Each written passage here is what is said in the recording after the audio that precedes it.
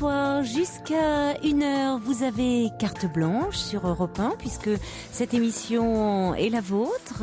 Pendant 2 heures, vous pouvez parler de vous en toute liberté, et si une histoire fait écho à la vôtre, vous pouvez à tout moment intervenir en direct à l'antenne au 39 21, ou également par courriel sur le site europe1.fr, où nous envoyez tous vos commentaires, toutes vos réflexions par SMS au 7 39 21 en commençant vos messages par le mot nuit. Toute l'équipe est là pour vous accueillir. Valentin et Julie au standard et Vivian Le Cuivre à la réalisation. Jusqu'à 1h sur Europe 1, Caroline Dublanche. Et on démarre avec Nadette. Bonsoir Nadette. Bonsoir Caroline. Bonsoir. Merci de prendre mon appel. Mais je vous en prie. Je vous avais appelé il y a déjà 1 an, ça passe très vite. Oui. Et je voulais partager avec vous à ce moment-là une épreuve que j'avais vécue qui concernait la mort de mon papa. Il y a maintenant une 30aine d'années, puisque au mois de mai ça fera pile 30 ans en effet. J'étais une petite fille, j'avais 6 ans. Oui. Et j'ai fait mon deuil beaucoup plus tard, à l'aide d'une thérapie. Oui. Et c'est donc de cela que je vous ai parlé l'année dernière, en expliquant également que ce qui était important pour moi, c'était de partager le fait qu'il n'était jamais trop tard.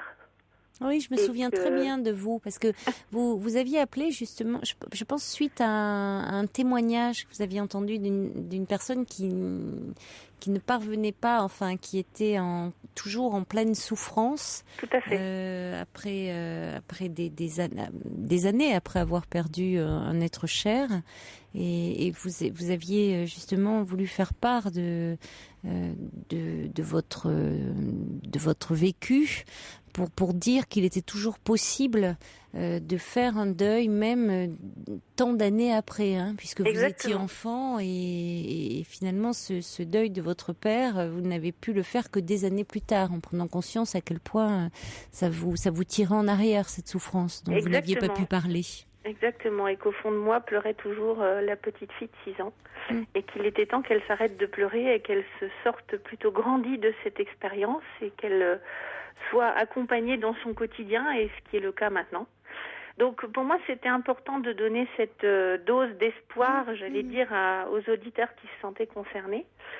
Et de la même façon aujourd'hui, ma démarche auprès de vous est également, j'allais dire, un souffle d'espoir, si je puis en tout cas le transmettre ainsi, sur une toute autre expérience que j'ai vécue les 2 dernières années de ma carrière professionnelle, puisque je sors d'une expérience assez douloureuse en termes de gestion de stress et gestion de mon management direct, avec un responsable avec qui j'ai eu, on va dire, de nombreuses souffrances.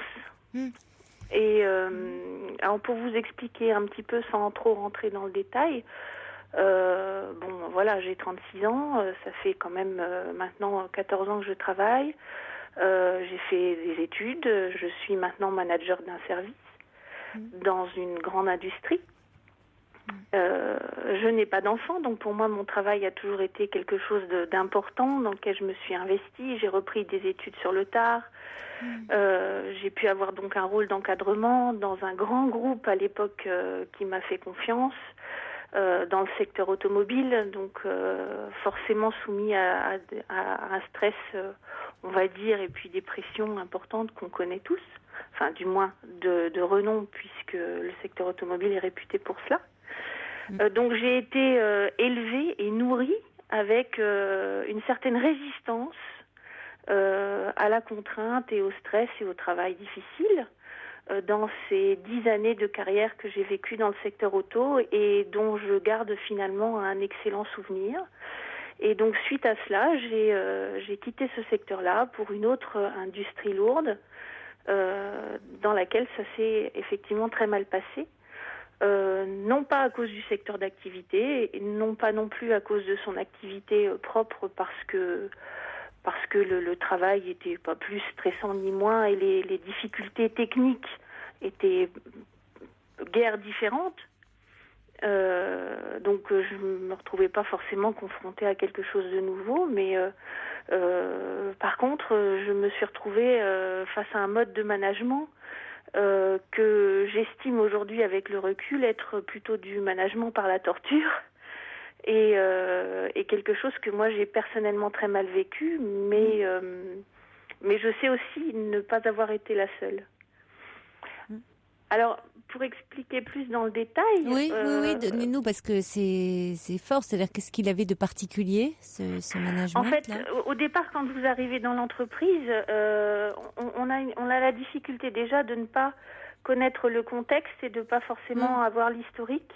Donc, on a un devoir de réserve vis-à-vis de ses collègues. Et au départ, effectivement, après la lune de miel qui dure quelques mois, commencent en fait des reproches et des remarques sur sur notre incompétence, sur le fait que je ne comprends pas que tu ne puisses pas avoir encore obtenu un certain nombre de résultats avec ton équipe. Voilà, la personne que tu remplaces était 3 fois meilleure que toi. Et puis progressivement, ça va crescendo au niveau de ce que j'appellerais des paroles assassines. Oui. Et qui sont très marquantes et qui font que quand vous les subissez de plein fouet, alors que vous êtes de bonne volonté, moi je travaillais du matin 8h jusqu'à souvent 21h, 22h, avec une pause de 3/4 d'heure le midi. Étant cadre, ma foi, on n'a pas d'horaire. Et puis quand on vous dit qu'il faut que ce soit fait pour le lendemain, vous vous débrouillez et on vous répond parfois même que c'est pas grave, tu as toute la nuit pour travailler dessus. Donc voilà. Mais voyons. Je me souviens d'échanges de mails avec ma haute direction qui me répondait par mail à 2h du matin en me disant qu'il n'y avait pas d'heure pour les braves. Ce qui sous-entend qu'il n'y avait pas que moi qui, effectivement, était derrière son clavier, puisque, je pouvais rentrer chez moi et j'étais connectée de mon propre domicile. Ce qui veut dire qu'en fait, c'est tout le système qui est vérolé quelque part. Oui. Et puis, voilà, donc ça a été progressif avec une mise sous tension permanente.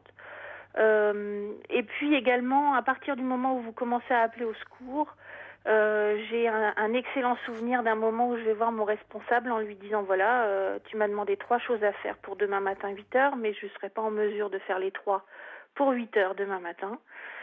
Donc il va falloir que tu me donnes des priorités, ce qui est quand même principalement le rôle d'un chef, c'est également de trancher, de prioriser le travail de ses propres collaborateurs. Et au lieu de cela, il m'a répondu mais enfin, c'est quand même pas compliqué de faire ça, voyons. Donc, je suis ressortie de son bureau avec toujours les 3 objectifs à atteindre en même temps, c'est-à-dire que je n'avais pas de priorité. Et en plus de cela, j'avais comme remarque le fait que finalement, j'étais premièrement trop lente, deuxièmement trop incompétente à son goût pour ne pas parvenir à ces résultats. Et donc finalement, on s'en sort encore plus dégradé et déstabilisé alors qu'on appelait au secours. Et c'est comme ça que les troubles psychosociaux se mettent en route. Et moi, j'ai fini par sombrer, puisque j'avais une faiblesse physique, mais qui est également liée... j'ai une pathologie physique, c'est certain, mais à partir du moment où vous avez des tensions, ça réveille les douleurs. Donc forcément, je me suis retrouvée en arrêt pendant 3 semaines. Oui. La reprise a été difficile. Avec un certain nombre de complaisances de la part de ma direction, mais pour obtenir un certain résultat à la fin, évidemment. Et bon, ça a été une véritable descente aux enfers, mais pendant cette période où je suis rentrée chez moi, j'ai pris du recul. Pendant ces 3 semaines, là. Les 3 semaines. Oui. J'ai pris du recul et je me suis demandé si ce genre d'attitude était exclusivement lié à ma propre personne ou est-ce qu'il en avait après tout le monde. Qu'est-ce qui vous a aidé à prendre du recul ? Alors, ce qui m'a aidé, c'est mon expérience précédente. C'est-à-dire que je refusais d'admettre qu'en 12 ans de carrière à l'époque, avec des états de service qui étaient quand même plutôt proches du remarquable, parce que toujours soutenue dans les différentes fonctions que j'avais exercées. Oui. Je refusais de croire que soudainement je devenais une moins que rien, une incompétente, alors que... Vous avez raison. Oui. Même avant, dans mes nouveaux jobs que je démarrais, évidemment, quand on démarre, c'est jamais facile. Et puis, il y a un temps d'adaptation. Il y a un temps d'adaptation, un temps Exactement. d'apprentissage. Mais enfin, on ne repart pas de zéro. Exactement. Même pendant ce temps-là d'adaptation, je n'ai jamais eu de remarques à ce point désobligeantes et j'allais dire finalement mensongères de la part de ma direction. Donc c'est ça. Vous vous êtes appuyé sur vos expériences précédentes, sur le fait que vous donniez entière satisfaction sur finalement les ressources que vous aviez, sur vos compétences. Donc pourquoi du jour au lendemain vous ne l'auriez plus été, ce qui était somme toute très logique. Même si c'était un nouveau job dans une nouvelle entreprise, quand vous partez... C'est bien, ça veut dire que vous avez une bonne estime de vous-même. Enfin, vous n'avez pas réussi à vous... cette estime. Ça n'a pas été... vous n'avez pas démoli totalement. Non, ça c'est vrai que ça a été la première chose. Et donc, on a forcément des bons états de service dans son passé. Et il faut arrêter de penser que, pourquoi est-ce que soudainement on deviendrait incompétent. Ce n'est pas possible. Et même si on change de travail, combien de fois je suis rentrée chez moi en pleurant, en me disant, serre les dents, c'est le métier qui rentre, c'est nouveau, il y a des nouvelles personnes, tu connais pas le métier ici. Je sortais de 10 ans. Quand vous êtes pendant 10 ans dans un grand groupe, vous connaissez tout, les rouages, les gens, le fonctionnement, tout ça. Quand vous arrivez dans une nouvelle entreprise, évidemment, tout est à refaire et à redécouvrir. Mais j'étais prête à faire ça. Finalement, j'ai démissionné pour ce job. Oui, ça peut être stimulant d'ailleurs même, de complètement. Donc c'est pour ça que pendant de nombreux mois au départ, je serrais les dents en me disant c'est le métier qui rentre. Mais il y a un moment où c'est plus possible. Voilà. Et alors, quand vous êtes retournée au bout de ces 3 semaines, alors j'ai commencé à observer les autres et je me suis aperçue que de rester seule dans mon coin, c'était pas non plus la bonne technique. Parce que jusqu'à présent, je me recroquevillais sur moi-même en me disant qu'est-ce que j'ai, c'est moi qui suis pas compétente. Donc là, j'ai commencé à observer un peu plus mon entourage et je me suis aperçue que c'est un petit peu comme le loto, à qui le tour. C'est-à-dire que finalement, je me suis rendu compte qu'il n'y avait pas que moi dans l'histoire et que ça tournait, c'était cyclique. Alors il y en avait beaucoup pour moi, mais parfois, le mode de fonctionnement de management tyrannique était adressé également à certains de mes collègues. Et donc finalement, ce qui m'a aidée, c'est le dialogue avec eux. Parce que certains le vivaient de la même façon. Alors, peut-être aussi qu'ils avaient peut-être une sensibilité moindre ou un équilibre de vie personnelle, autres, hobbies, amis, famille, etc., qui faisait que leur travail comptait peut-être un petit peu moins que le mien à ce moment-là. Vous voyez ce que je veux dire ? Oui, une vie personnelle, une vie quelque chose qui leur permettait aussi de compenser un certain nombre de frustrations professionnelles.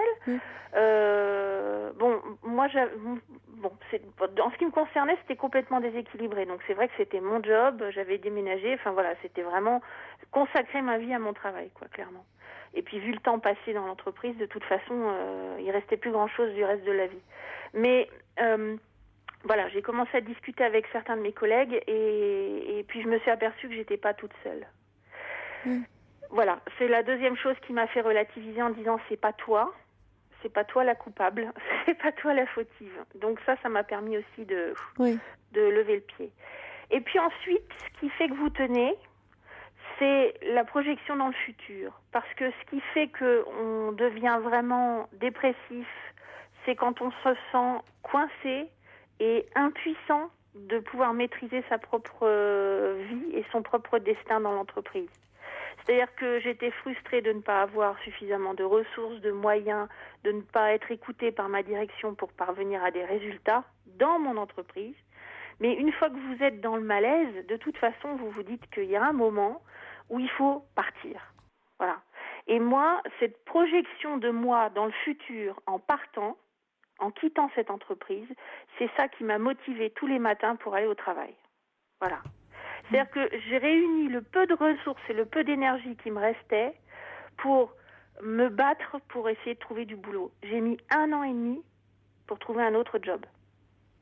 Et j'ai passé un certain nombre d'entretiens et j'ai eu beaucoup de refus au départ parce qu'évidemment, quand vous arrivez à 20 heures à Paris, moi j'habite en province, après 3 heures de route, et que vous devez vous vendre alors que vous vous êtes fait incendier toute la journée par un responsable, Oui, voilà, c'est pas évident de reprendre confiance en non, soi. c'est ce que j'allais dire. Il faut quelle détermination, parce que, ce que vous dites, c'est très difficile quand vous vous faites casser comme ça toute la journée par un supérieur, d'aller après se vendre dans un entretien de recrutement. Se vendre en soi est compliqué finalement. Oui, déjà. Bon, mais alors en plus quand vous avez quelqu'un qui est là, qui vous use, qui n'a de but que de vous laminer finalement, exactement. De vous détruire finalement. Il y a ça peut ruiner toute votre estime de vous-même, alors que justement en entretien de recrutement il faut rassembler toutes ses forces pour y croire, pour avoir une certaine confiance en soi. Donc c'est vrai que vous, ce qui vous a permis de tenir, et je le comprends, c'était cet objectif de dire bon, il faut que je fiche le camp de là et de dire bon, il faut que je passe des entretiens.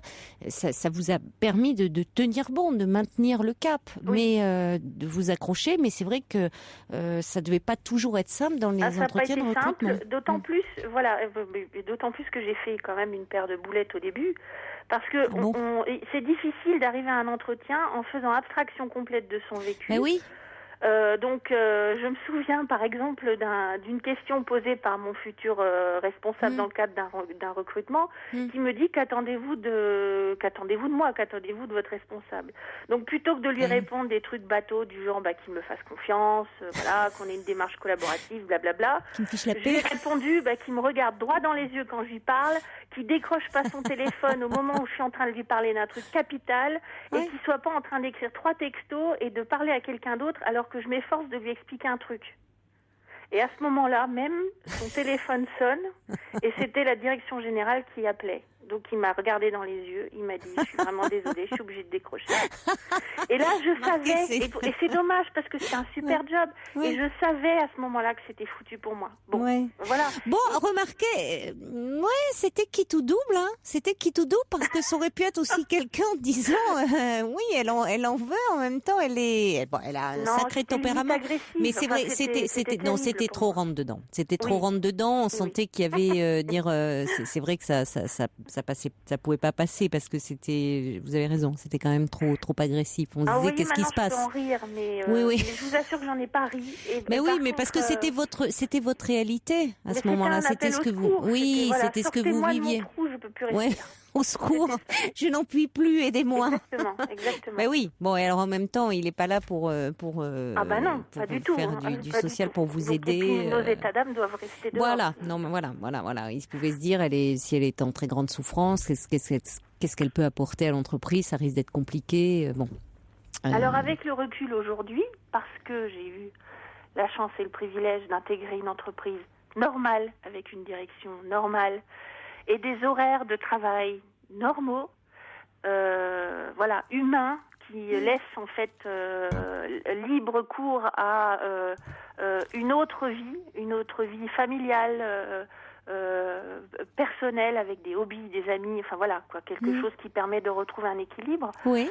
Parce qu'aujourd'hui j'ai intégré cette nouvelle existence, j'allais dire, je peux tirer les conclusions de mes 2 années de galère, comme j'allais dire, je n'en garde que les bienfaits, c'est-à-dire que aujourd'hui ça me permet clairement d'apprécier ce que je vis quotidiennement. Voilà.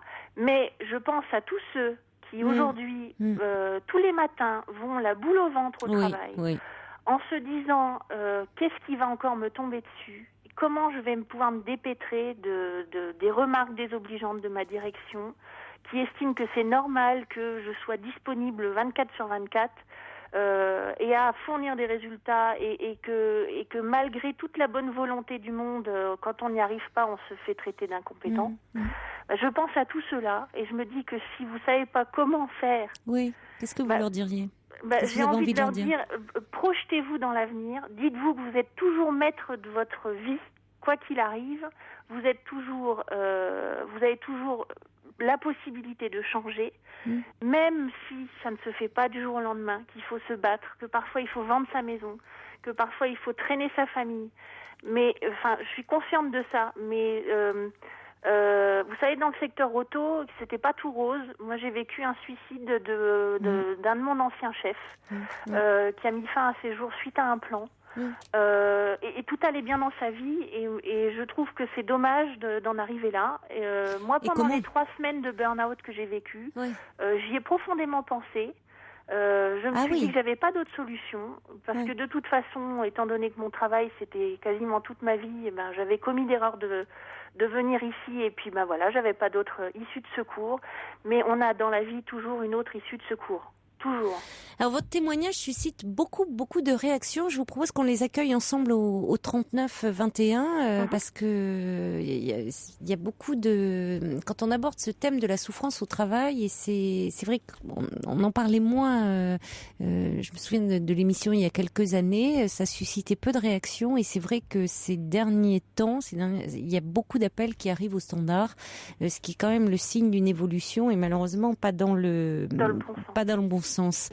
On accueille tout de suite Marco. Bonsoir Marco. Oui, bonsoir Caroline. Bonsoir.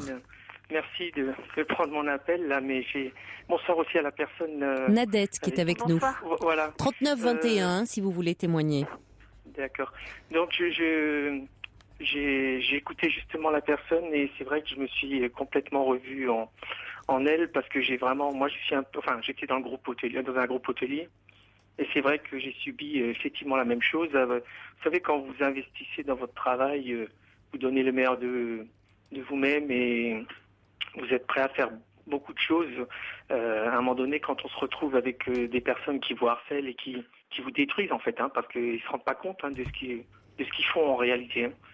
Mais ce que je trouve le plus effrayant, c'est que... bémol, excusez-moi, ils ne se rendent pas compte, je n'en suis pas sûre.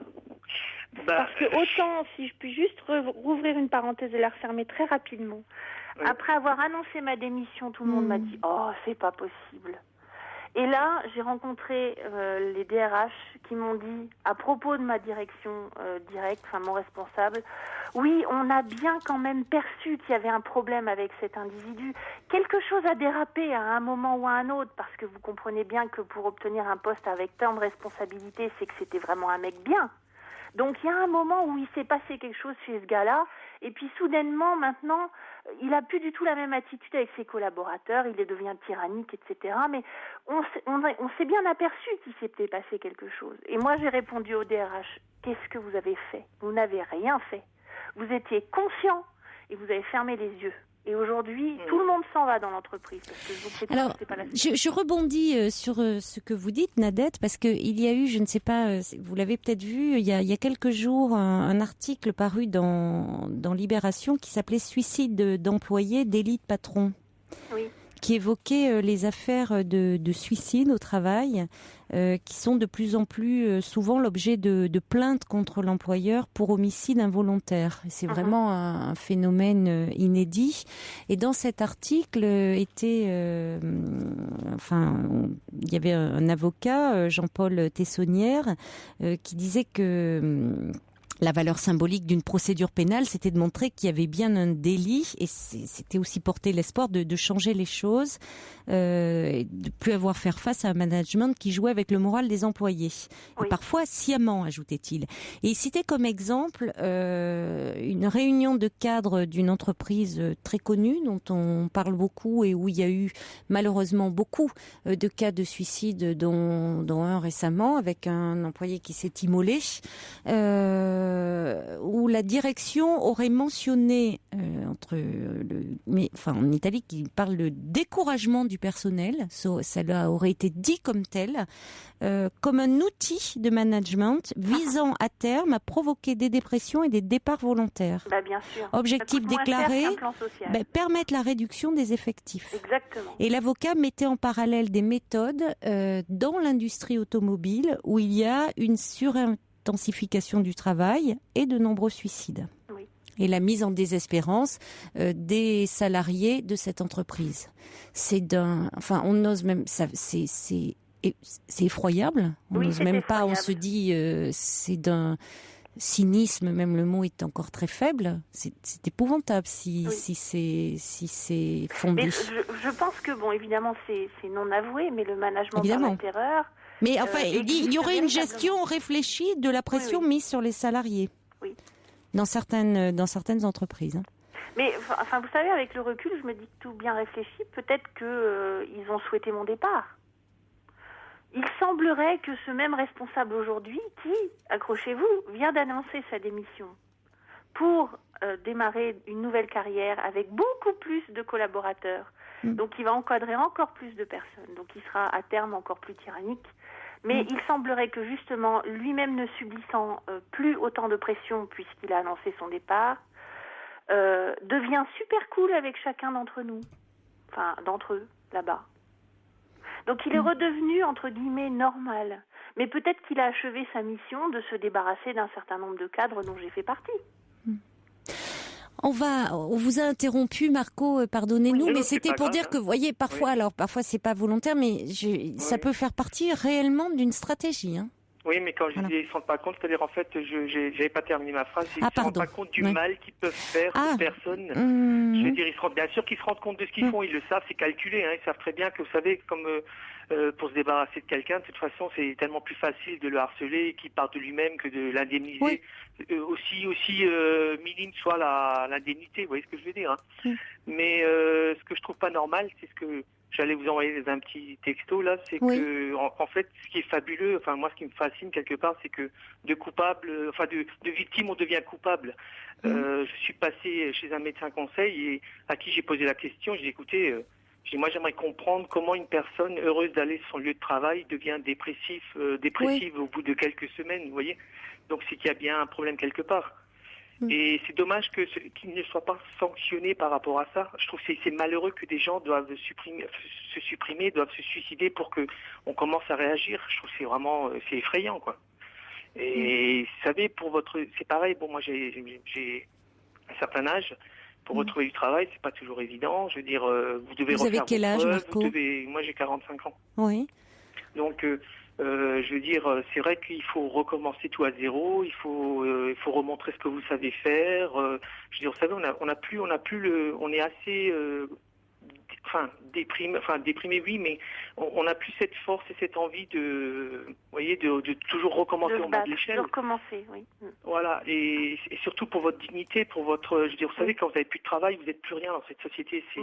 C'est effrayant ça aussi, parce que moi ça va, j'ai de la chance, j'ai pas d'enfants derrière moi, donc à la limite je m'inquiète pas par rapport à ça. Mais il y a d'autres personnes qui ont des enfants, ils doivent subvenir à leurs besoins. Je veux dire, c'est vraiment pas facile, quoi. Et c'est dommage, comme je disais tout à l'heure, c'est dommage que ce soit pas un peu plus sévère de ce côté-là, quoi, au niveau de l'employeur, parce que les gens heureux d'aller sur leur lieu de travail, je trouve, bon, il ne doit pas y en avoir non plus énormément. Hein. Je veux dire, on travaille pour vivre, hein, et donc voilà, je trouve que c'est malheureux, quoi, de réagir comme ça. Mais bon, que voulez-vous, hein, mais... Comment faire pour que ces personnes-là soient véritablement punies ?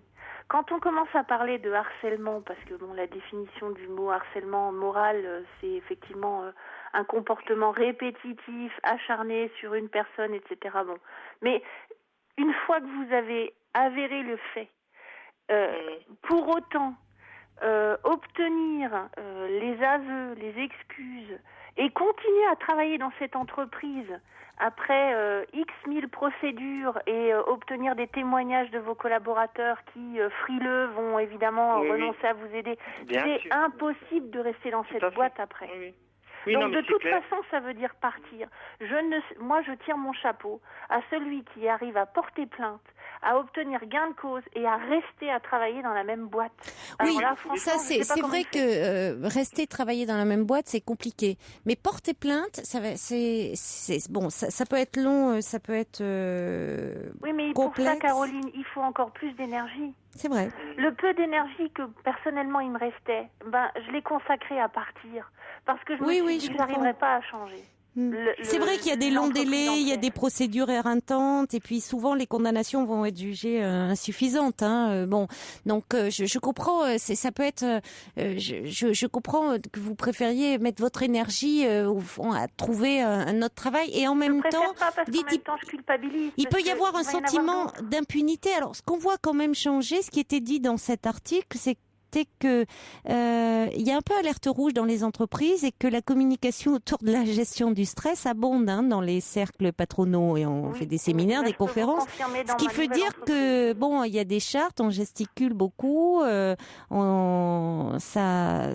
veut dire que quand même ça commence un peu à avoir peur, de se dire que il flippe un peu, de se dire tiens, il se passe quelque chose, donc l'idée fait son chemin quand même, que il peut y avoir des poursuites, c'est quand même bien aussi. Peut-être que ça puisse un peu s'inverser parfois le rapport de force. Vous voyez ? C'est important. Donc heureusement qu'il y a quand même des salariés, des personnes qui font aussi la démarche de porter plainte. Et je vous dis même parfois porter plainte au pénal pour harcèlement moral, ce qui est un phénomène nouveau.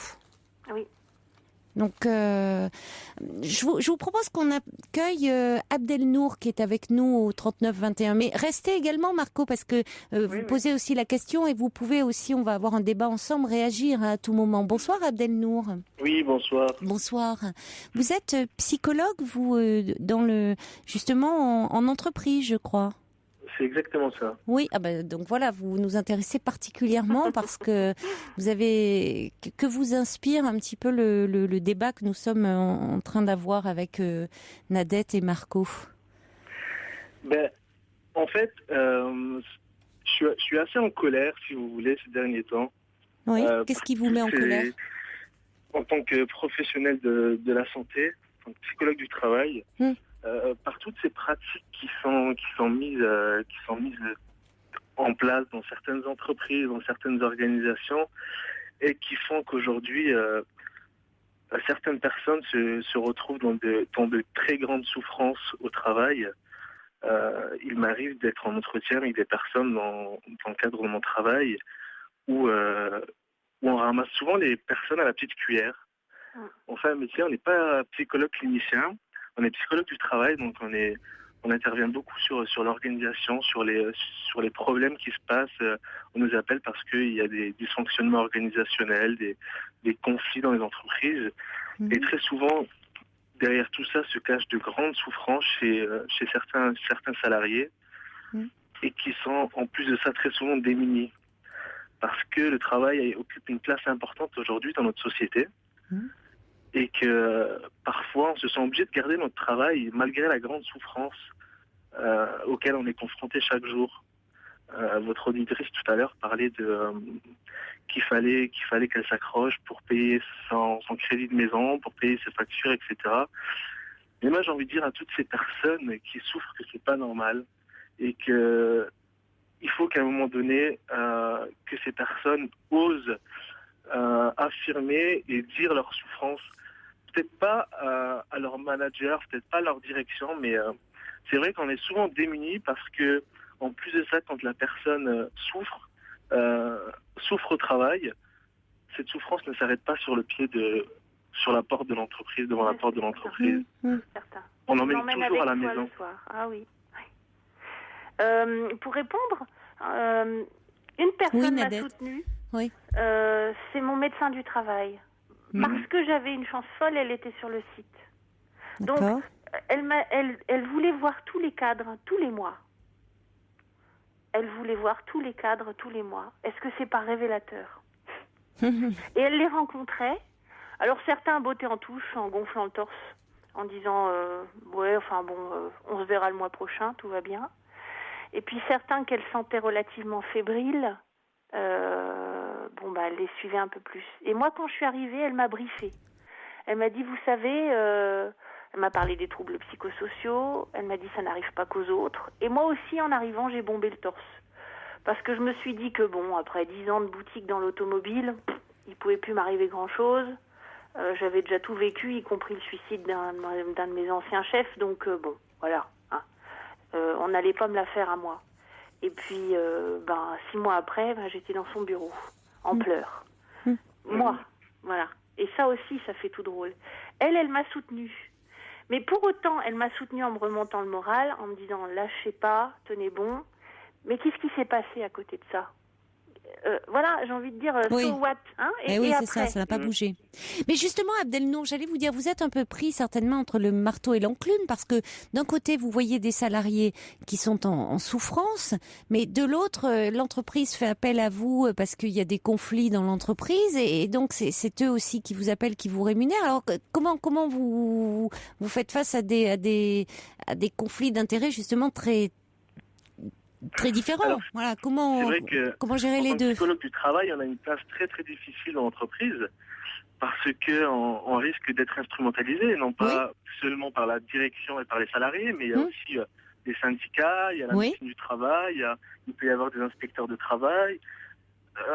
Et donc, notre place, c'est vraiment de se dire, voilà, en tant qu'intervenant dans notre entreprise, on n'est pas là pour porter un jugement sur qui que ce soit.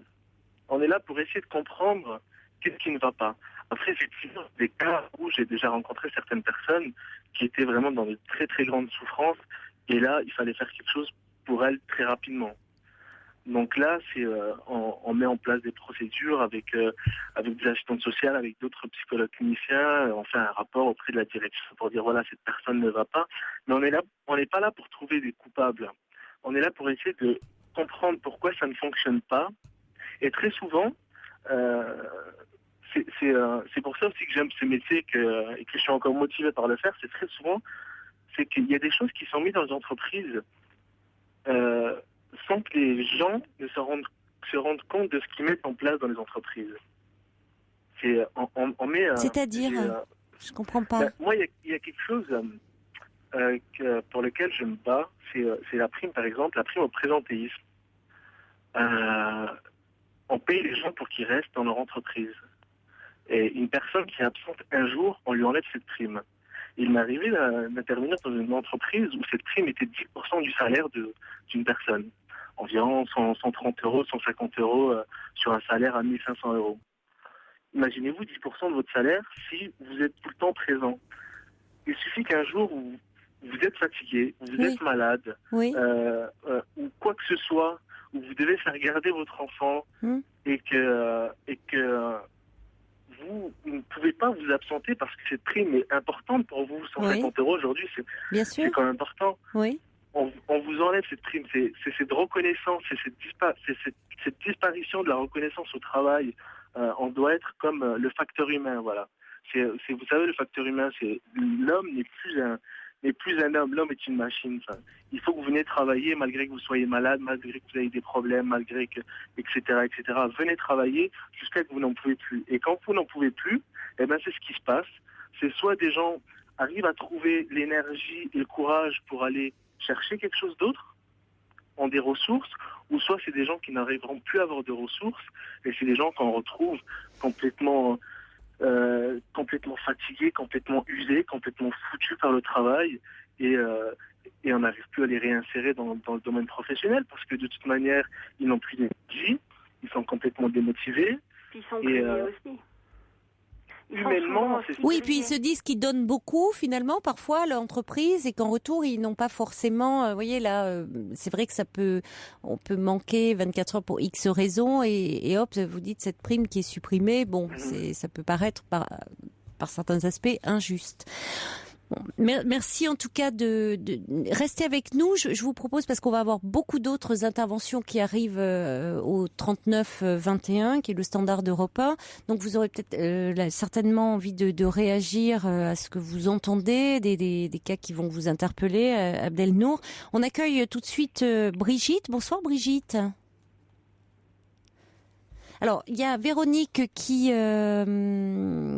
nous envoie un petit mail, qui vous a écouté, Nadette, et qui dit « Suite à une surcharge de travail et du mobbing sur mon lieu de travail, grande entreprise française à l'étranger, j'ai craqué l'année dernière au bureau, burn-out, hospitalisation, je voulais me suicider. J'ai été licenciée le 21 décembre, je suis en arrêt de travail depuis juin 2011, j'ai 52 ans et je souffre toujours de crises d'angoisse. » Caroline, excusez-moi, je peux vous rajouter quelque chose? Allez-y, Marco. C'était au fait par rapport à l'employeur aussi, parce que l'employeur doit aussi être quand même garant comment dirais-je, de la santé, enfin, de son salarié, enfin, pour qu'il soit vraiment quand même bien sur son lieu de travail. Je veux dire, il est aussi responsable de ça, l'employeur. Et ce qu'il n'a pas compris, c'est ce que je trouve dommage, c'est que, vous savez, on veut toujours qu'un employé soit productif, efficace, etc. Moi, je suis tout à fait d'accord. Mais pour qu'il soit efficace, productif et qu'il travaille correctement, il faut qu'il se sente bien sur son lieu de travail. Si son employeur lui met la pression ou le harcèle ou je ne sais quel autre, excuse il va prendre, on sera pas bien. Je veux dire, on sera forcément pas bien, on pourra pas être efficace, on pourra pas faire notre travail correctement. Donc, vous voyez, c'est tout un ensemble de choses. Si elles sont pas cohérentes, je veux dire, ça peut pas aller. Un jour, on m'a posé une question en me demandant, pour moi, qu'est-ce que c'était un bon employeur. Je lui ai répondu simplement que c'est une personne en qui je peux avoir confiance et bien sûr qui peut avoir confiance réciproquement, quoi. Je veux dire, et je trouve que c'est important. Je veux dire, s'il n'y a pas de... Tout à l'heure, la personne parlait justement du côté humain. Ce qui est dommage, c'est que justement, on n'y a plus compte du relationnel humain, justement. Et ça, je trouve que c'est dommage aussi, quoi. C'est pour ça qu'en fait, il y a beaucoup de problèmes. Et du sens aussi, que les personnes parfois se demandent quel sens à leur travail. C'est pour ça disons que vous savez, quand on est passionné quand on est passionné par ce qu'on fait, on ne peut que le faire bien et mieux, et voire même plus. Mais pour le faire bien, mieux et plus, il faut être bien sur son lieu de travail. Il faut qu'on se sente bien, en confiance. Il faut qu'on ait une certaine... moi, c'est vrai que je suis une personne qui aime bien gérer beaucoup de choses, mais je veux dire, j'aime qu'on me fasse confiance et je veux dire, je ferai toujours tout mon possible pour que ce soit toujours fait dans les règles de l'art, avec que ce soit... je dirais avec sécurité, etc. Mais je veux dire, à partir du moment où il n'y a plus de confiance entre les humains, il y a plus déjà de discussion entre les humains, déjà il y a un problème qui se pose, quoi. Je veux dire, comme dit, moi je trouve que c'est pas normal. Moi j'ai toujours été une personne qui suis arrivée sur mon lieu de travail. Je vous dis bien toujours. Je suis resté pratiquement. Oui, vous aimiez y aller et puis aujourd'hui ça. Je suis toujours venu sur mon lieu de travail avec le sourire, la bonne humeur, vraiment Même mes collègues étaient tout le temps ravis de me rencontrer parce que j'étais toujours souriant et de bonne humeur. Et puis voilà. Puis après il s'est passé ce qui s'est passé. Mais je trouve que c'est dommage, quoi. C'est vraiment dommage de gâcher la vie des gens comme ça et. J'espère que j'arriverai à me remettre sur les rails parce que c'est pas facile. Si vous n'avez pas quelqu'un qui parlait, moi c'est vrai que je suis assez seule. On sent que vous avez un besoin d'être soutenu et de pouvoir peut-être en parler. On va accueillir d'autres témoignages. On va accueillir Brigitte. Bonsoir Brigitte. Oui, bonsoir Caroline. Bonsoir. Bonsoir à tous. Bonsoir. J'écoute vos commentaires et je me sens évidemment concernée. Moi, j'ai 50 ans. Je travaille depuis pratiquement 11 ans dans la même entreprise. Et la situation est un peu différente, mais je pense qu'elles se rejoignent toutes, ces situations de souffrance au travail. Je suis rentrée dans l'entreprise il y a à peu près il y a plus de 10 ans, avec des patrons qui étaient anglo-saxons, donc des gens qui étaient dynamiques, avec une ouverture d'esprit, un management particulier. Et puis, la vie a fait que le management change et mon hiérarchique direct était une personne avec qui je m'entendais très bien et qui a failli perdre son poste. Et c'est moi qui lui ai sauvé la tête. Et ça, c'est une situation qui est particulière aussi dans le sens où il a été rétrogradé dans son poste et du jour au lendemain, son comportement, son attitude, globalement, a changé et à mon égard encore plus. Oui. Donc je pense que c'est certainement quelqu'un qui s'est senti complètement cassé. Et on vous parlait d'estime de soi, d'estime de nous-mêmes. C'est vrai que c'est important, je me suis dit, c'est certainement son problème à lui. Il s'est fait rétrograder, c'est un homme, c'est pas évident. Mais il avait une équipe autour de lui. C'est évident pour personne, je crois, pour un homme ou pour une femme. Oui. Moi j'ai pensé à lui dans l'empathie en me disant c'est quand même pas évident. Oui. Mais en même temps, je pense que nous, son équipe, qui l'avons soutenu, qui l'avons défendu, on s'est senti complètement abandonné et maintenant on est complètement dans le déni, c'est-à-dire qu'ils nous ignorent totalement. Oui, vous méritiez pas ça. Je n'aurais pas dit comme ça, mais peut-être, oui. Quelque part. Vous méritiez pas, après peut-être X années de bons et loyaux services et de bonne entente. Vous avez essayé d'en parler avec lui ? Oui, j'en ai parlé avec lui au mois de janvier, il n'y a pas très longtemps.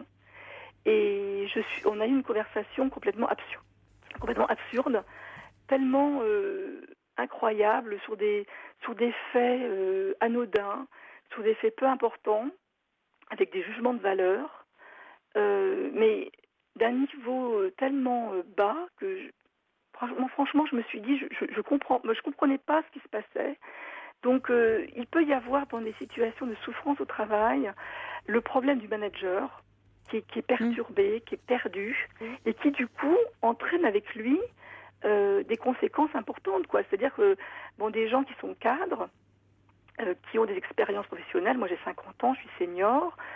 Évidemment, je suis pas parfaite, je peux faire des erreurs, voilà. Mais vraiment, j'ai des reproches qui sont anodins, des horaires de travail, j'arrive un quart d'heure en retard au travail, enfin des choses complètement folles, quoi. Terrible. Et ça peut perturber énormément. Parce qu'effectivement, c'est un découragement. Et je me pose la question aujourd'hui, est-ce que c'est une volonté, effectivement, de nous décourager, quelques personnes dans mon groupe, en fait, Est-ce que c'est une volonté qu'on ait été racheté par un autre groupe? Ça peut l'être. Est-ce que c'est une volonté... Alors, est-ce que c'est pervers? Certainement, peut-être. Pervers ou ça peut être une stratégie? Oui, c'est une stratégie perverse, de toute façon, quand c'est fait comme ça. Il y a des, dans certains groupes, ça peut être, ça sera jamais dit ouvertement, mais il peut y avoir, ça peut être un mode de management. C'est d'un cynisme absolu, mais de décourager, ça peut mener comme ça. C'est-à-dire, les personnes partent d'elles-mêmes. Oui, c'est ça. Moi, je me pose la question, et c'est étonnant parce que, moi, quand je l'ai aidé à se défendre, parce que moi je trouvais que c'était moi ça me choquait, il y a une certaine loyauté quand même, je réclamais rien en retour, évidemment, ça me paraît évident, mais quand je vois la façon dont je suis traitée aujourd'hui, c'est quand même assez effarant, quoi. Mais je crois qu'il y a un réel problème dans certaines structures de management parce qu'on voit, j'en parlais avec des médecins qui me disaient que dans leurs consultations, même des médecins généralistes, il se passe pas une semaine sans qu'ils aient des personnes qui leur parlent comme ça, qui sont dans un problème de burn-out ou de souffrance au travail. Ils ne voyaient pas ça il y a quelques années. Et comme on en parlait, on disait il y a un problème de management là actuellement en France. Il y a dans d'autres pays, ils travaillent autant, voire même plus. Il n'y a pas ces problèmes de détresse comme ça, de souffrance morale. Donc il y a quelque chose qui se passe là. Et moi, je peux vous dire que dans ce groupe anglo-saxon, donc j'y suis depuis 10 ans, j'ai eu des managements à l'anglo-saxonne. Oui. Ça s'est très bien passé parce qu'on vous fait confiance. Vous avez un job. Alors, si ça marche pas, effectivement, vous partez. Si ça marche bien, on fait confiance. Là, je suis managée par un Français et puis un Allemand. Et c'est pas du tout la même chose. Donc j'ai cette société anglo-saxonne avec toutes ces contraintes qui étaient balancées par un management ouvert, qui du coup est complètement écrasé. Donc le résultat, c'est catastrophique. Oui. Pour les employés, c'est catastrophique. Oui. Donc que faire, quoi? Oui, Abdelnour. Oui, allez-y, je vous écoute, bien sûr. Ici, effectivement, on parle souvent de management. J'aimerais quand même souligner que on parle en plus de management anglo-saxon. Les anglo-saxons ont très vite compris qu'il fallait pas dissocier le travail de la santé au travail, et que la santé était un élément important pour un travailleur, pour justement motiver, pour que les personnes puissent exister, parce qu'un salarié qui est en mauvaise santé est un salarié qui ne produit plus pour l'entreprise. Absolument. Et ça, c'est important. Et il y a une deuxième chose que j'aimerais souligner sur les managers, parce que très souvent on parle de management, mais il existe une souffrance très importante chez les managers aussi, notamment ceux qui se situent au milieu de l'échelle. Eh oui. Parce que malheureusement, ces gens-là font vivre des choses à leurs collaborateurs, à leurs exécutants, sans vraiment le vouloir, parce qu'ils n'ont pas le choix. Moi, je peux vous citer un exemple que j'ai vécu moi-même, d'un profil que je ne supportais pas, qui était celui de mon chef, et que j'ai dupliqué sur une de mes collaboratrices. Et lors d'un entretien de fin d'année, elle me l'a claqué en plein visage. Elle m'a dit, elle me reprochait, j'avais l'impression que c'était moi qui parlais à mon chef. Elle m'a déballé tous les reproches que je pouvais faire à mon chef, sauf que c'était moi qui étais en train de les prendre. Et ça a été une terrible claque pour moi, parce que je me suis rendu compte que tout ce que je détestais au plus haut point et qui me faisait souffrir, j'étais en train de le dupliquer et de le faire vivre à mes collaborateurs. Et ça a été... Comment vous l'expliquez, ça ? On va demander au psychologue du travail, Abdelnour. Oui. Je sais pas, comment vous l'expliquez, Abdelnour En fait, on peut l'expliquer de différentes manières. La première manière, c'est que très souvent, la personne qui est au-dessus de nous a beaucoup de travail. Ouais. Donc, elle va déléguer à la personne qui est en dessous de nous, qui, elle, a aussi beaucoup de travail. Cette personne-là va déléguer en dessous, qui, elle, a aussi beaucoup de travail. Ouais. Et en fait... Mais finalement, celui au-dessus, il fait plus rien, alors. Oui. C'est bien, on délègue, et voilà. C'est celui qui est vraiment en dessous, qui se retrouve avec tout le boulot, quoi. C'est exactement ça. Si vous voulez, il y a une charge de travail tellement importante. Ouais. On est dans des restrictions budgétaires dans toutes les entreprises, de toute manière. Donc, dès qu'on peut licencier du personnel, on va licencier. Oui. Les gens se retrouvent avec des charges de travail tellement importantes que c'est une personne qui est, je sais pas, technicien qui va faire un boulot d'ingénieur, une personne, les infirmières font le boulot des médecins, dans le domaine hospitalier, vous voyez ça de manière très flagrante. Quand vous voyez des personnes qui sont en dessous des infirmières, excusez-moi, je perds mes mots. Les aides-soignants ? Les aides-soignantes qui font le boulot d'infirmière. Oui. Moi, je connais des aides-soignantes qui me disent on fait des prises de sang, on pique nos patients. Oui. Alors qu'elles n'ont pas du tout... Normalement, elles n'ont pas les compétences. Ah oui, elles n'ont pas. Et donc, vous voyez qu'il y a tout un système là autour du travail, enfin de la répartition de la charge de travail, des moyens qu'on donne aux gens pour réaliser correctement leur travail, qui fait que justement, les personnes qui, malheureusement, en prennent plein pour eux, quoi. C'est la personne qui est tout en bas. Ouais. C'est malheureux parce qu'elle ne peut pas, elle, dire à quelqu'un d'autre. Elle ne peut pas déléguer. Elle ne peut plus déléguer, il n'y a personne en dessous. Mais c'est exactement ça. Mais on a bien compris. Je vous propose, on va marquer une pause musicale parce que il faut qu'on marque une petite pause musicale et on va se retrouver pour ceux qui le veulent et qui le peuvent surtout. Et on va continuer ce débat parce qu'on a beaucoup d'autres réactions qui arrivent encore au 39 21. Donc à tout de suite pour celles et ceux qui le peuvent et merci à celles et ceux qui ne peuvent pas continuer à être avec nous en direct. Merci pour vos témoignages. Alors, nous parlons ce soir de la souffrance au travail, du harcèlement moral dans les entreprises avec Nadette qui nous a fait part de son expérience plutôt finalement positive puisque elle a tenu bon et elle s'est accrochée. Vous êtes accrochée, Nadette, et vous avez mis toute votre énergie pour changer d'entreprise et aujourd'hui vous avez un nouveau poste qui vous correspond dans une entreprise où vous vous sentez bien. Nous sommes également en compagnie d'Abdelnour, vous êtes psychologue en entreprise et puis Brigitte également, vous êtes là, donc vous avez vécu une expérience aussi déstabilisante où vous avez vécu un harcèlement moral avec un supérieur qui, parce qu'il a été dégradé, s'est mis à finalement agir de façon assez, perverse vis-à-vis de vous. Oui. Et je me pose la question, il y a effectivement le management d'entreprise, mais il ne faut pas oublier que derrière, il y a des hommes. Et qu'en fait, c'est toute la personnalité de chacun, finalement, ou bien qui se révèle, ou bien qui se dévoile.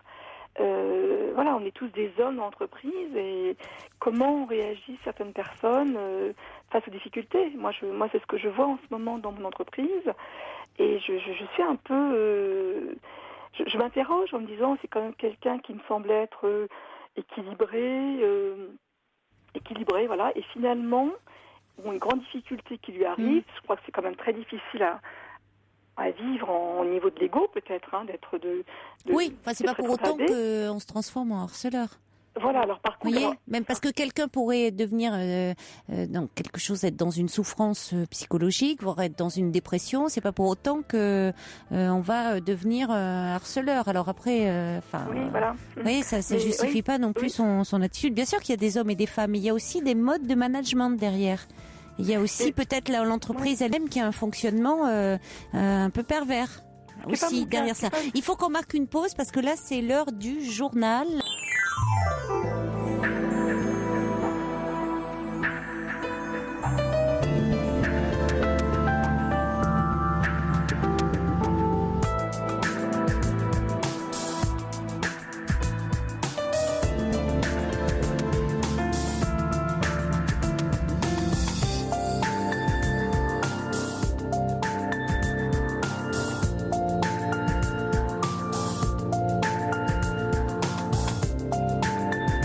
C'est la deuxième heure de votre libre antenne, toujours en direct sur Europe 1. Vous pouvez continuer à appeler le 39 21 pour témoigner, pour réagir aux différents témoignages. Ce soir, nous avons commencé toute la première heure.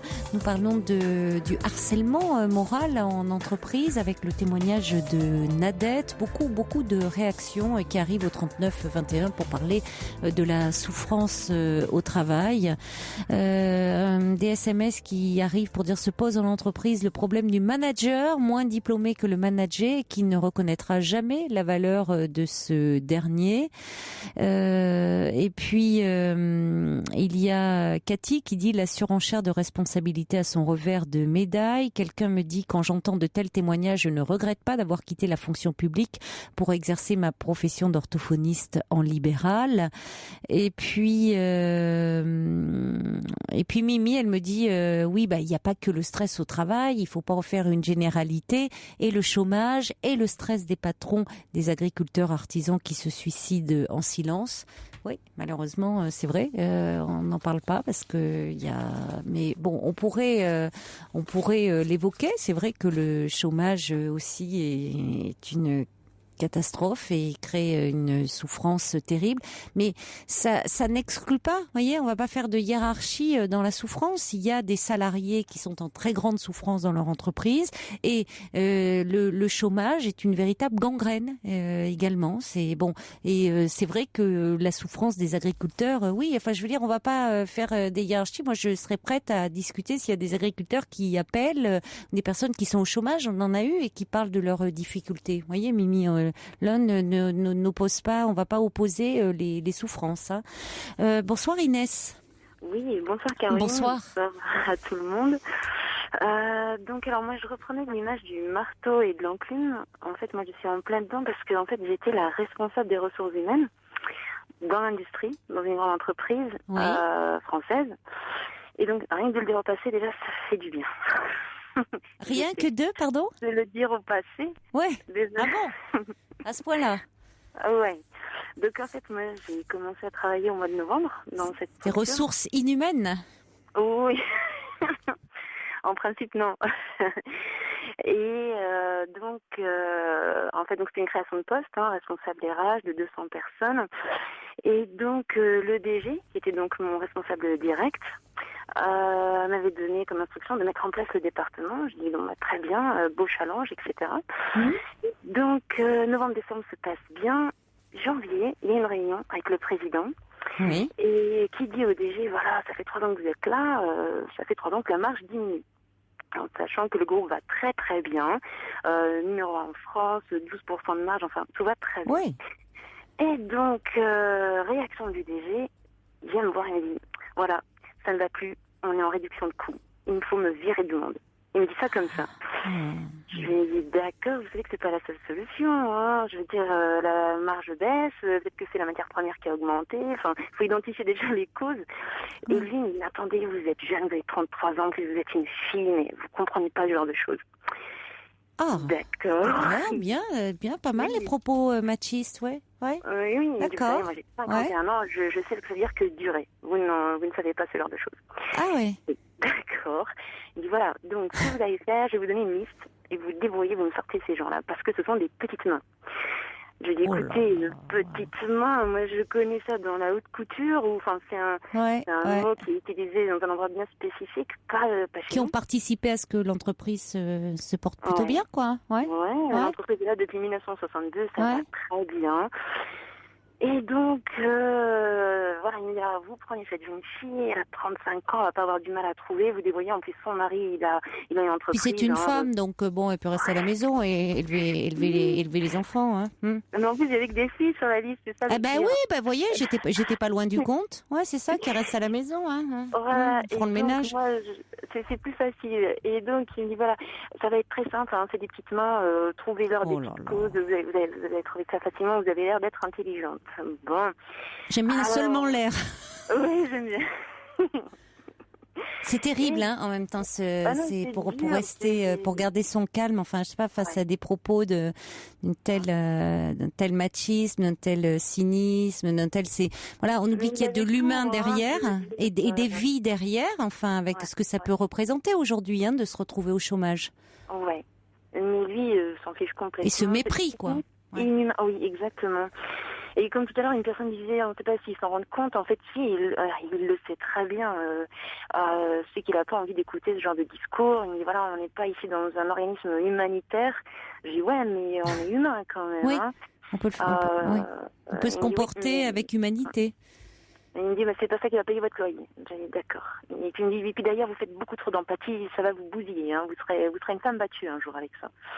Quel cliché. Il aligne les clichés un à un. Lui, il est d'une bêtise crasse, là, ce type.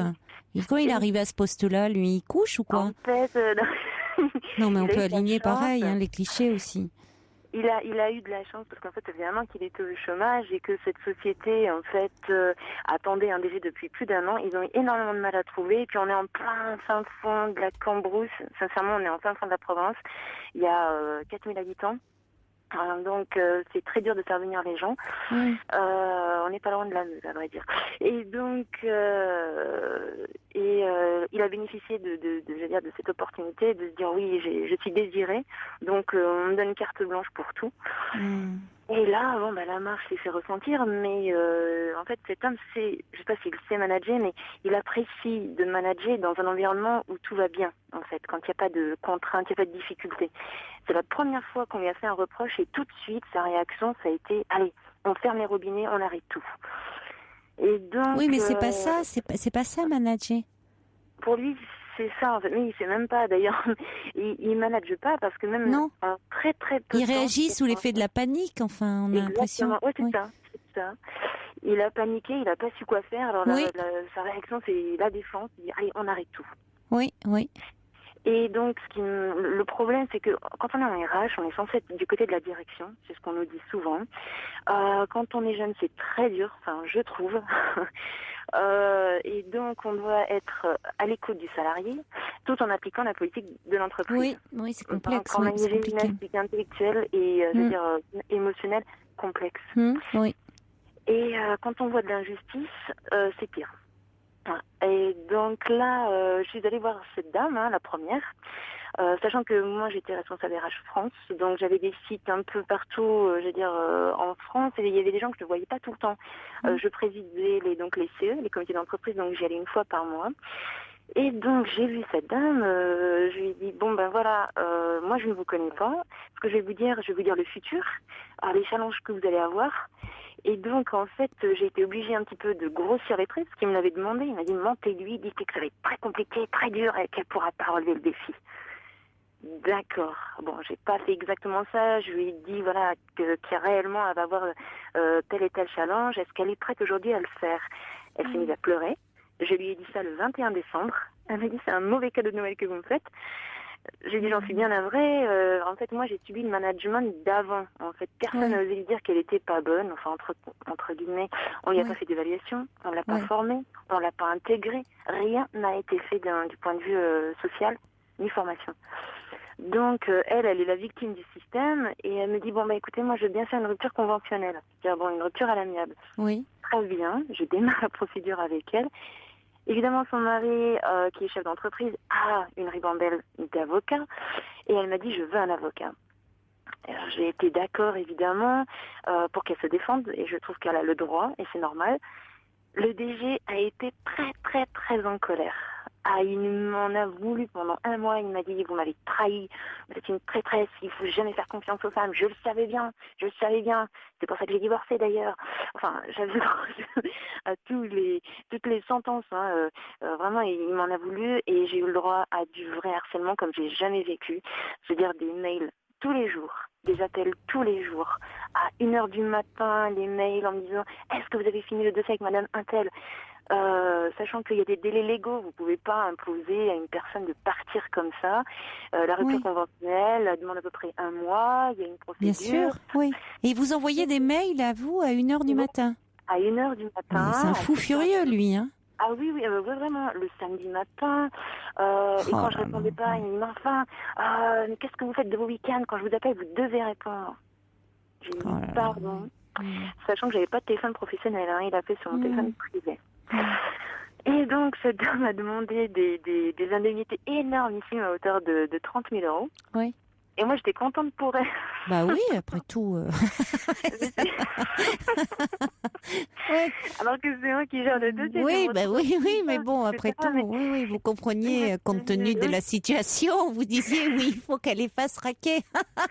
Et oui, et à côté de ça, il a réussi à se mettre à dos toute la ligne managériale, tous les cadres. Bah oui, mais il était antipathique, c'est rien même, c'est incroyable.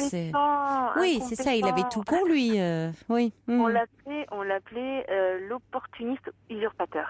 Parce que vraiment... Quel âge à peu près cet homme? 51. Ah oui. Et il connaissait rien à la technique que l'on fabriquait. Ça faisait 3 ans qu'il était là. Il connaissait pas les gens. Il inversait les prénoms des personnes. Quand les clients appelaient, en fait, il voulait pas gérer les dossiers. Il demandait aux gens, vous auriez fait quoi à ma place? Bah oui, mais monsieur, nous, on n'est pas DG, quoi. Si on vient vous voir, c'est pour nous aider, justement. Et donc, moi, je voyais ça, je me dis, où est-ce que je suis tombée? Qu'est-ce que c'est que ce truc? Et je me suis dit, il faut que je parte. C'est pas possible. Parce que j'étais en désaccord avec mes valeurs, avec les valeurs RH, les valeurs sociales, la psychologie, l'humain. Tout ça passait à la trappe, lui, il s'en fichait. Et tout le temps dans mon bureau, je recevais des opérateurs, des managers, la ligne qui est justement entre les deux, les superviseurs. Tout le monde se plaignait. Il y en a même qui pleuraient à ce point-là. Je me suis dit, oh là là, je veux bien être à l'écoute, mais à un moment, l'éponge, elle peut plus. Je comprends. C'est dur. Et à côté de ça, vous avez le DG vraiment qui m'engueulait tout le temps. Et comment ça s'est terminé alors pour vous? Et en fait, j'ai eu un début d'ulcère. Je me dis, oh là là, là c'est pas bon, je dormais pas la nuit. Et aussi, je polluais ma famille avec ça. Ça déborde. Oui, mais forcément, ça envahissait complètement votre vie personnelle. C'est ce que disait Abdelnour, ça se répercutait. Et vous n'avez plus de vie parce que vous ne pensez qu'à ça. Et donc, j'ai cherché du travail ailleurs. J'étais en période d'essai, donc j'avais une aubaine, j'ai l'opportunité et puis la possibilité de partir sans préavis, c'est-à-dire, aller 1 semaine. Et je me suis dit, là, j'ai 33 ans. Bon, j'ai 10 ans d'expérience. À partir de maintenant, c'est moi qui choisis la boîte où je veux travailler. Je ne subirai plus. Donc, j'ai cherché une entreprise que je voulais, qui est humaine, avec de belles valeurs. Et surtout, pendant les entretiens, j'insistais parce que avant, je posais même pas la question de dire quelles sont vos valeurs, qu'est-ce que vous attendez, enfin, qu'est-ce que vous voulez comme, ambiance, climat social. Avant, c'était je voudrais juste travailler chez vous, c'est tout, je voudrais un salaire, un loyer, point barre. Aujourd'hui, non, c'est vraiment le DG travaille comment, quelle est sa relation avec le DRH, quelles sont les valeurs. C'est plutôt ça. Je préfère son profil psychologique avant. Plutôt. Avec votre batterie de test. Complètement, c'est vrai. Et je demande à voir le DG quand on me dit qu'il n'est pas dans la boucle. Je demande à le voir. Bah oui, je vous comprends, après cette expérience. Et lui, il est toujours en place, cet homme-là. Lui, il est toujours en place, mais quand même, avant de partir, moi j'ai envoyé un courrier, je lui ai dit, allez, ne serait-ce que par solidarité pour ceux qui restent. Oui. Ah oui, vous avez bien fait. Ouais. Parce que vraiment, c'est une belle entreprise, les gens sont géniaux, mais le DG est une catastrophe. Oui, vous avez envoyé un courrier en disant ce que quand même. Bon, c'est bien, Ouais. on sait jamais, ça peut. Ils vont faire une pétition, hein, ça a commencé déjà, donc. Ouais. Oui, parce qu'il y a d'autres personnes aussi, d'autres salariés aussi qui peuvent comme ça dire ce qu'ils ont vécu, donc ça peut finir par remonter et quand même la direction à un moment peut dire qu'il y a des choses qui ne vont pas.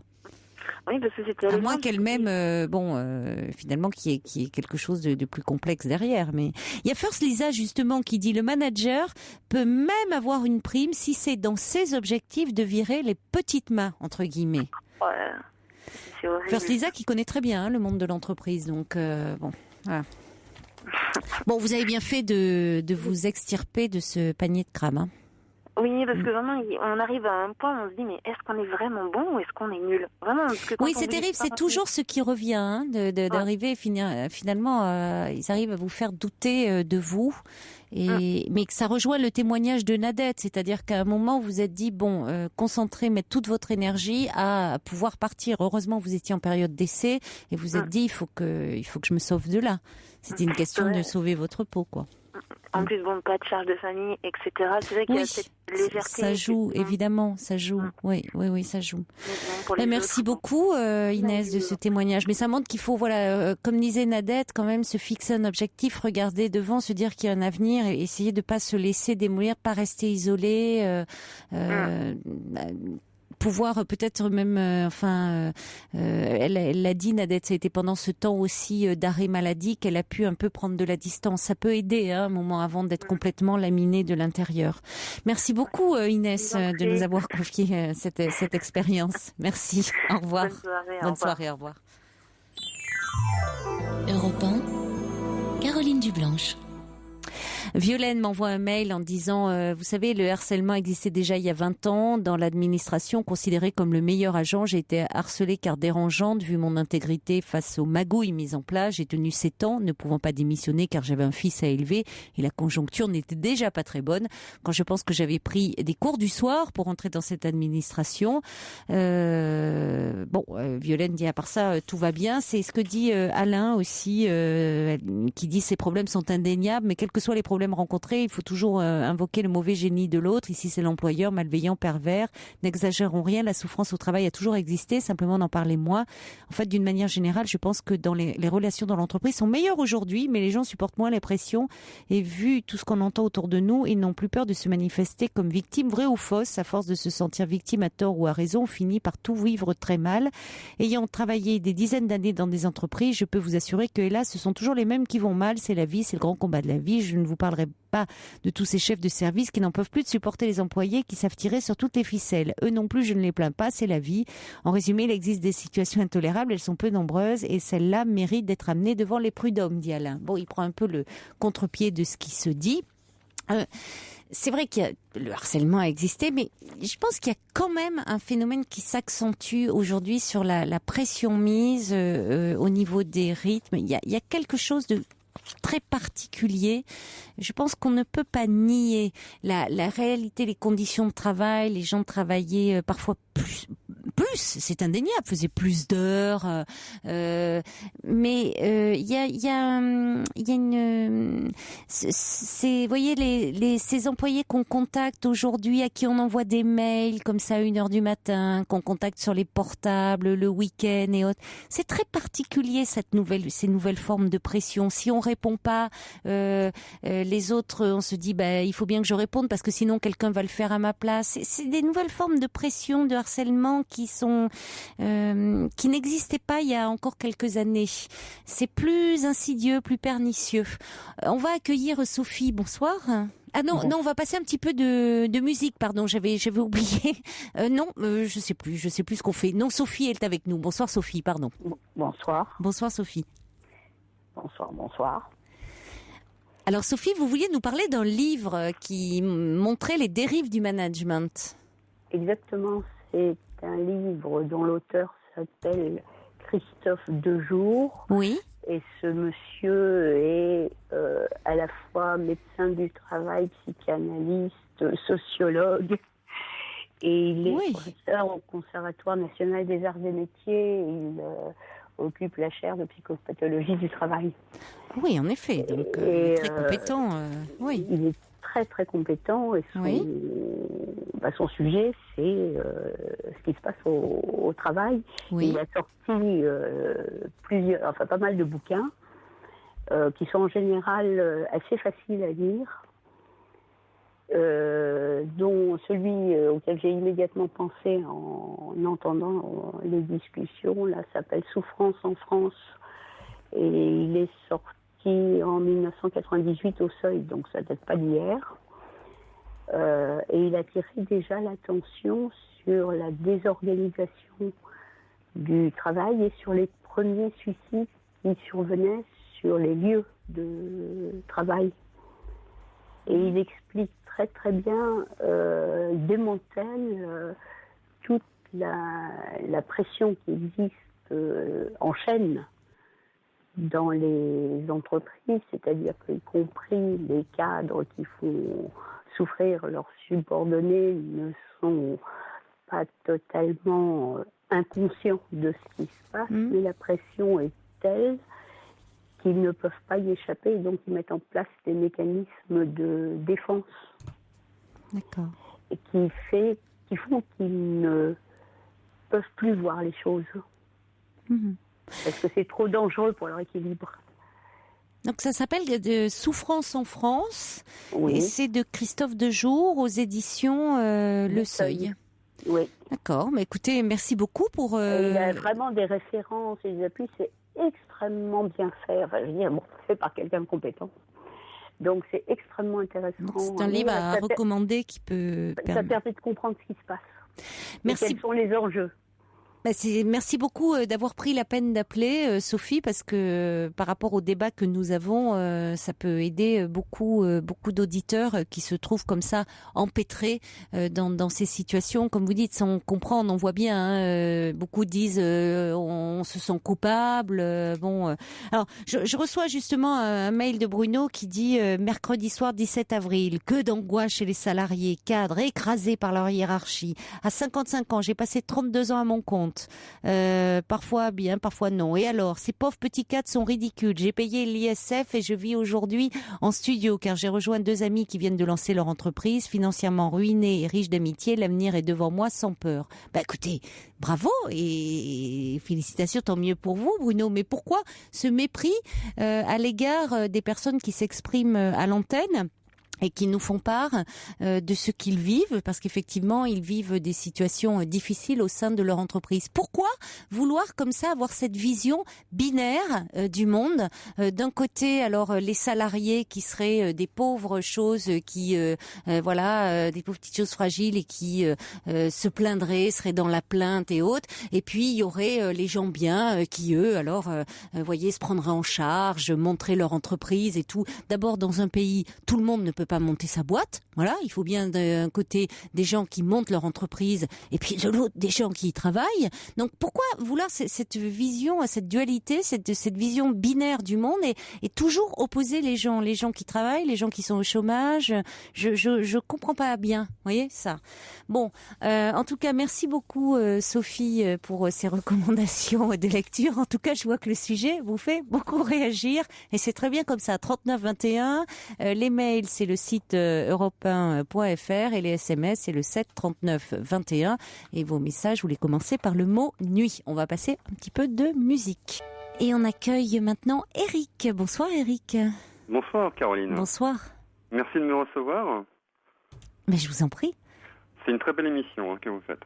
Merci d'y participer. Je vous suis, mais vraiment tous les soirs et c'est vraiment extra.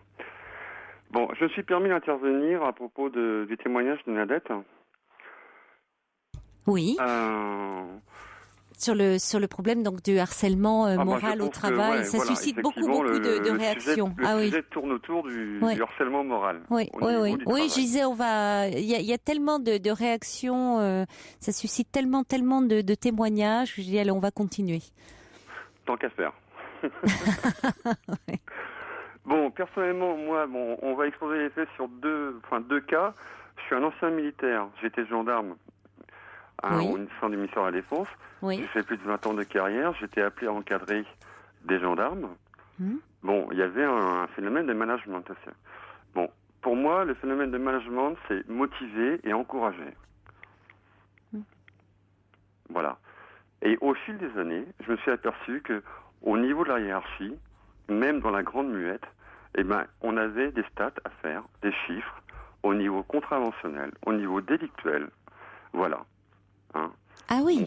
Oui, oui. Là, parce que je sais ça dans la police, c'est de plus en plus également. Maintenant on est vraiment dans quelque chose où il faut faire du chiffre. C'est bon, ça paraît fou, mais c'est comme ça malheureusement. La page est tournée, maintenant je suis dans le civil. Dans le civil, je suis commercial actuellement. Ah, vous avez démissionné ? Je me suis reconverti parce que ça m'a coûté un divorce quand même. Parce que au sein de la gendarmerie, on ne compte pas les heures. Nadette, je me suis aperçu qu'elle s'investissait pas mal au niveau de sa personne. Oui. Et si elle continue comme ça, elle va lisser sa santé. Mais elle a changé. Vous avez entendu qu'elle a changé d'entreprise. Oui. Ouais. Oui. Elle a réussi à rétablir des horaires relativement stables, réguliers. Oui. Ouais. Mais souvent, vous savez, ça arrive, et c'est pour ça que j'étais pas tellement d'accord avec les mails là que j'ai reçus. Où bon, il y a certains qui disent tous les avis peuvent s'exprimer en disant oh bah oui, c'est toujours les mêmes qui se plaignent. Je trouve au contraire que ça arrive souvent à des personnes qui sont très consciencieuses. Ceci dit, et qui s'investissent beaucoup et qui s'impliquent beaucoup dans leur travail. Ceci dit, le burn-out. En avant-première, nous sommes en démocratie. Donc, l'employeur comme l'employé, ils ont des droits et des devoirs. Moi, mon connaissant au niveau code pénal, parce que j'étais officier de police judiciaire, il y a un code pénal, il y a le code du travail. Comme vous l'aviez évoqué, Caroline, auparavant, c'est le harcèlement moral. S'il y a les 3 éléments constitutifs au niveau de l'infraction, ça peut amener au pénal. Voilà. Donc, il lui suffit qu'elle fasse, qu'elle se mette en arrêt, qu'elle fasse un suivi une analyse au niveau psy, qu'elle amène ses pièces jointes, et puis voilà, c'est bon, quoi. C'est parti, c'est parti, quoi. C'est en route. Hein. Peut-être que ça va prendre du temps, mais. Mais vous avez quitté la gendarmerie. Pourquoi ? Parce que vous ne supportiez plus cette politique du chiffre ? En outre, il y avait pas que ça. Non. Non, c'était pas... la vie, c'est la vie autarcienne, c'est la vie de caserne. D'accord. Il y a pas de vie privée. D'accord. Ouais. Et aujourd'hui, c'est indiscret de vous demander dans quel domaine vous êtes ? Là, j'étais dans le domaine agroalimentaire. Oui. Et actuellement, je suis dans le domaine du privé, dans les portails PVC et compagnie. D'accord. Mais, en l'occurrence. Et là, alors là, vraiment, là, vous êtes dans le chiffre, mais au moins, vous devez faire du chiffre aussi, mais c'est clair dès le départ. Comme je l'ai évoqué à votre standardiste, c'est qu'on avait un chiffre journalier à faire, à raison de, c'est à moins de grande échelle que la grande industrie dans laquelle Nanette elle est employée, mais on devait faire 400 € au jour. Voilà.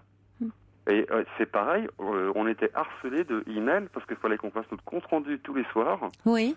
Voir combien de clients on avait fait, combien de clients on avait prospecté et tout ça. Ah ouais. Ouais. Donc si on atteignait notre chiffre, à la réunion suivante, on a dit voilà, un tel a fait tel chiffre, la prochaine réunion, il faudra qu'il fasse tant. Voilà. D'accord. C'est pas du harcèlement, je pense que là on va axer sur la pression, quoi. Ouais. Alors mettez-vous à la place du commercial ou de l'employé. Le matin, il va partir, tiens, il faut que je fasse tant dans la journée, quoi. Oui, et puis c'est ça, après, par rapport au chiffre qu'il atteint, il doit toujours faire plus que ce qu'il a. C'est ce qui est un peu compliqué avec dans un poste de commercial, c'est que quand il obtient un très bon chiffre, il doit toujours faire plus après que le dernier chiffre obtenu, non ? C'est ça ? Il y a pas un côté. Un objectif. Ouais. Un objet. Voilà, mais vous voyez, moi c'est pas mon domaine. C'est pas atteindre des objectifs. Si, on peut se fixer des objectifs, je m'en fixe comme tout un chacun, mais pas tellement au niveau des chiffres. Je devrais, en termes d'audience, il faut s'en fixer aussi, mais je suis pas une fan de chiffres. Parce que comment ? C'est pour mieux satisfaire la hiérarchie. Voilà, tiens, j'ai mon gars qui a fait ça, et puis voilà, l'autre il va rendre compte en haut, et puis au DRH, puis voilà, tiens, il y a un tel Monsieur X, il a fait tant, on va le garder. Par contre, il n'a pas fait ça, on va lui mettre un avertissement, quoi. C'est terrible, de fonctionner qu'aux chiffres. On a, c'est avoir cette pression constante, sans voir finalement aussi la qualité un peu du travail, le fait de fidéliser parfois aussi certains clients. C'est ça, de voir un petit peu sur la durée la qualité du travail là, parce qu'on peut parfois avoir des méthodes justement très agressives aussi. Il y en a qui font du chiffre, mais à quel prix? Parfois qui perdent aussi des clients, qui les fidélisent pas finalement. Ça sera quantitatif, ils vont pas regarder. Ils font du chiffre, mais ils n'ont pas un rapport aux clients. Ils sont pas dans ils font du quantitatif, mais pas du qualitatif. Tout à fait. Ça s'installe pas dans la durée. Mais bon, là en tant que commercial, on est sur le terrain, donc c'est totalement différent par rapport au contexte dans lequel Nadette elle a vécu, quoi. Mais bon, en aparté, c'est que bon, elle peut se défendre. Elle a tous les arguments pour qu'elle puisse enquiller une procédure, ce qu'elle veut dire, entre guillemets, quoi. Oui, c'est la question qu'elle se posait. Elle disait qu'elle avait mis son énergie au service de quitter son entreprise, et elle disait, bon, en tout cas, on espère, là, pour le moment, ça se passe bien dans la nouvelle entreprise dans laquelle elle se trouve, c'est important, mais il faut savoir qu'il y a des recours possibles. Mais justement, on a Philippe, je crois, qui est avec nous, et Philippe qui est, je vous propose qu'on l'accueille ensemble, si vous voulez, Eric, parce que il est, Philippe, bonsoir Philippe. Bonsoir. Alors, vous êtes inspecteur du travail. Oui. Donc merci beaucoup d'intervenir dans ce débat, parce que vous êtes vraiment un acteur essentiel. Je ne vous parce que je suis tenu non, vous pouvez, bien sûr, oui, vous êtes tenu à un devoir de réserve. Il m'arrive assez régulièrement, malheureusement, d'intervenir sur des cas de suicide, puisqu'on en arrive à se donner la mort à cause du travail.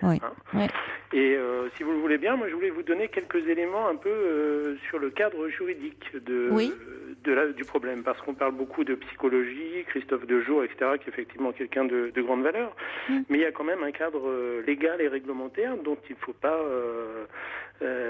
l'oublier, parce qu'il est très important.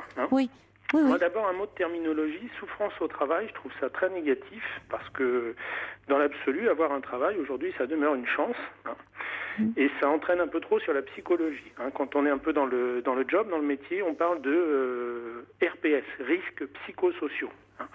Ça comprend le stress, la fatigue, le harcèlement sexuel, le harcèlement moral.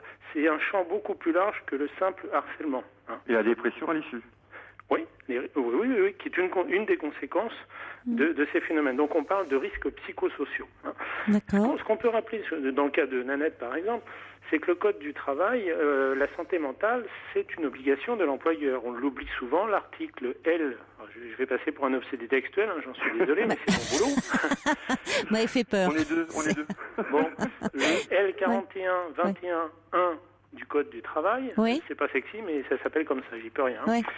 Énonce que l'employeur prend les mesures nécessaires pour assurer la sécurité et protéger la santé physique et mentale des travailleurs. C'est dit dans le code du travail. Mais vous faites bien de le rappeler, parce qu'après tout ce qu'on vient d'entendre, c'est pas que de la psychologie et c'est pas que du management. Non, mais je savais pas qu'effectivement c'est reconnu par les textes. C'est une obligation. Non, mais je crois qu'on ne le sait pas forcément, que c'est dans le code du travail. L'employeur doit prendre les mesures pour préserver et protéger la santé physique et mentale des travailleurs. Là-dessus, vous avez une loi qui est issue d'une directive européenne. Je ne vais pas faire une démonstration ça n'a aucun intérêt, mais c'est quand même derrière une directive européenne qui a été déclinée chez nous par une loi de 1991 qui impose à l'employeur de mettre en place un dispositif de prévention des risques professionnels. C'est pour ça qu'il y a des ingénieurs en prévention dans les entreprises, d'ailleurs. Il en résulte une obligation pour l'employeur de mettre en place dans chaque entreprise, quelle que soit sa taille, ce qu'on appelle un document unique d'évaluation des risques professionnels. On dit le DU. Le DU, c'est recenser tous les points dans l'entreprise où il y a des risques de chute, de blessures, d'intoxication, et on doit aussi y identifier, évaluer et mettre en place des techniques de prévention des risques psychosociaux. Le risque psychosocial est un risque comme le risque chimique. C'est une obligation au regard de l'employeur. Oui. Et quand quand un inspecteur du travail se présente dans une entreprise, un des premiers documents qu'il demande, c'est le document unique. Et c'est dans le dispositif pénal du Code du travail. Si le document unique n'est pas présent ou s'il n'a pas été mis à jour annuellement, ça relève d'une contravention de 5e classe. Hein. Voilà un petit peu pour tout le dispositif. Mais c'était essentiel de revenir sur ces bases-là, hein, de rappeler la loi. Oui, parce que j'entendais une DRH tout à l'heure qui disait que son employeur était assez furieux quand elle a fait quelque chose, etc. C'est souvent le cas, oui, vous m'avez trahi. Mais c'est son obligation et c'est sa responsabilité. Et c'est lui qui est employeur, c'est pas la DRH. Ça veut dire quoi?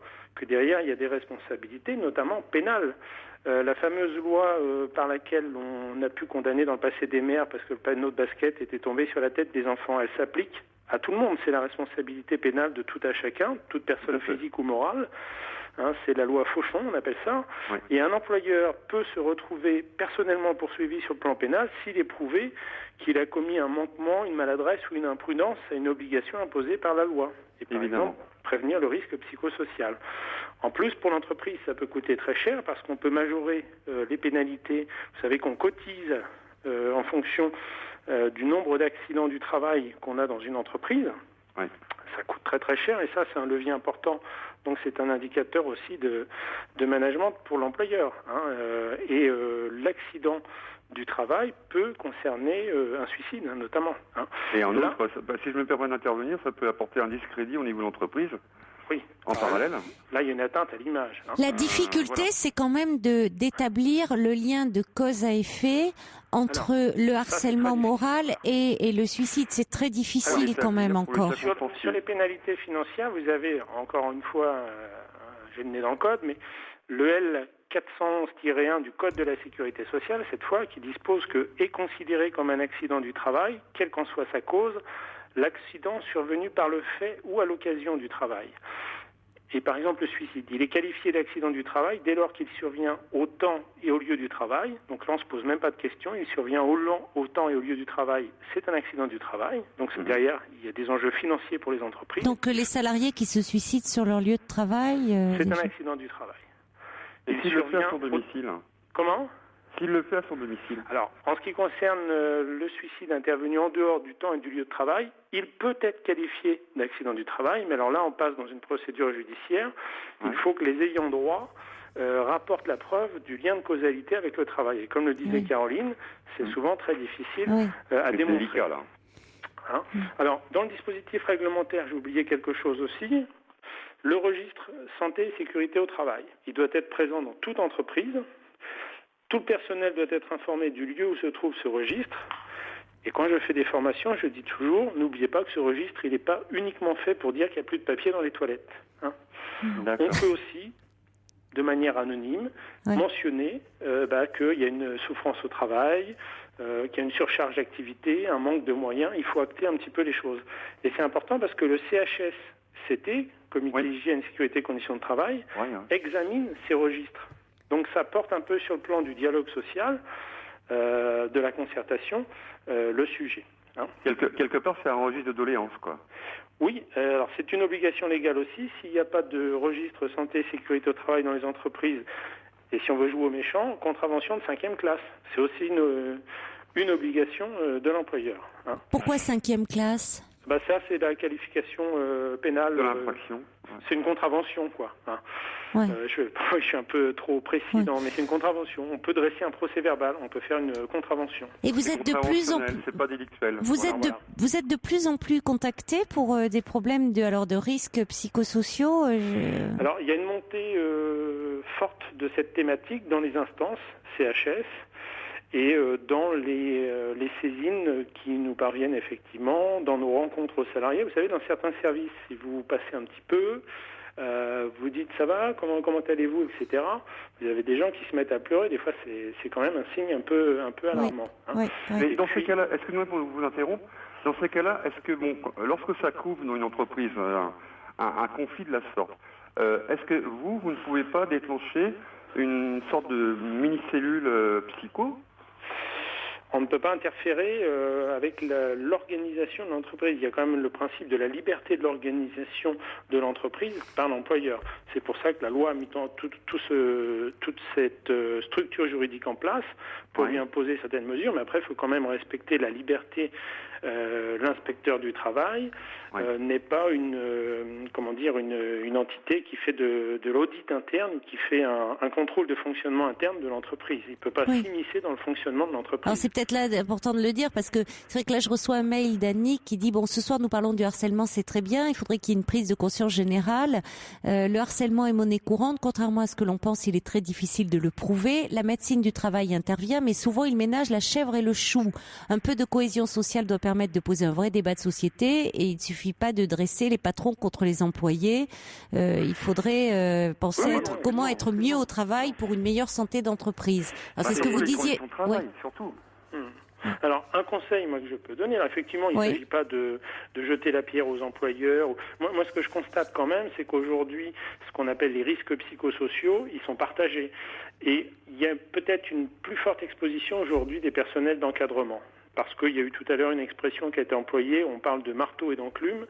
C'est vrai qu'il y a les hautes directions, il y a le commandement de l'entreprise, il y a les personnels qui sont à la production, et puis entre les deux, il y a les cadres intermédiaires. Oui. Ça, c'est vraiment à titre personnel. J'ai pas derrière ma perception, c'est qu'aujourd'hui, ce sont les cadres intermédiaires qui sont sans doute les plus exposés. Les plus exposés. D'après ce que vous, d'après votre expérience. Ouais.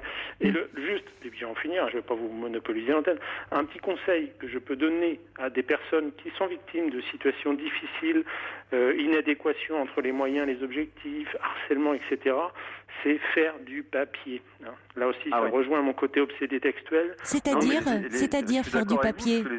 On est trop dans l'oralité aujourd'hui. Voilà. Quand on s'engueule avec un chef, ou avec un subordonné, ou avec un salarié, il ne faut pas en rester là, il faut faire du papier. C'est-à-dire trace écrite, on note tout. Même un mail, il faut vivre avec son temps.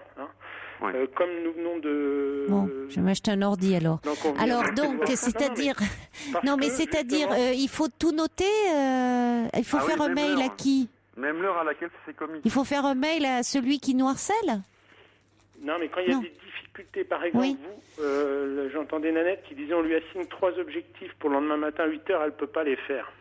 Qu'est-ce qu'elle a fait ? Elle a été dans le bureau et l'autre il lui a dit mais t'es une nulle, t'es lente, etc. Elle aurait fait un mail. Elle aurait fait un mail en disant désolé ou excuse-moi selon les rapports qu'ils ont, etc.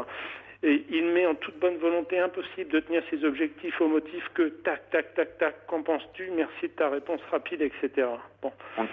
On appelle ça imposer à son employé. Voilà. Même s'il ne répond pas, si un jour la relation de travail se dégrade et qu'il veut la licencier ou qu'elle craque, on pourra comme ça acter, enfin elle pourra, parce que c'est pour son intérêt, acter que depuis longtemps déjà, elle a donné des signaux sur le fait qu'elle ne pouvait plus assurer ses missions et que ce n'était pas forcément lié à un manque de compétences, mais que c'était un manque de moyens ou un manque d'organisation, parce qu'on ne réfléchit pas non plus les organisations de travail par rapport à leur impact sur la santé.